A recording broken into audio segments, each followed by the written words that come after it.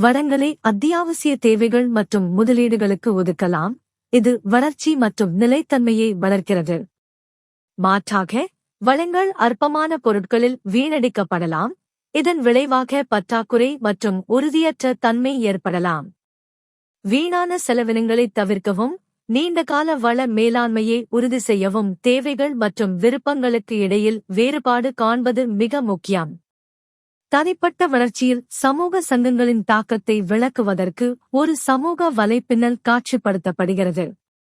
ஒரு சமூக குழுவிற்குள் உற்பத்தி நடவடிக்கைகள் மற்றும் பரஸ்பர ஆதரவு கூட்டு முன்னேற்றத்திற்கு வழிவகுக்கும். ஒரு சமூக குழுவிற்குள் உற்பத்தி செய்யாத நடத்தைகள் தேக்கம் மற்றும் சரிவுக்கு வழிவகுக்கும். விவேகமான வள மேலாண்மை என்பது கிடைக்கக்கூடிய சொத்துக்களை கவனமாகவும் திறமையாகவும் ஒதுக்குவதை உள்ளடக்கியது. கூட்டு முயற்சிகள் மற்றும் பகிரப்பட்ட நிபுணத்துவம் மூலம் உற்பத்தி சங்கங்கள் வளர்ச்சியை வளர்க்கின்றன. வள மேலாண்மை மற்றும் உற்பத்தி சங்கங்களை இணைப்பது நீண்டகால நிலைத்தன்மை மற்றும் வளர்ச்சிக்கு வழிவகுக்கிறது.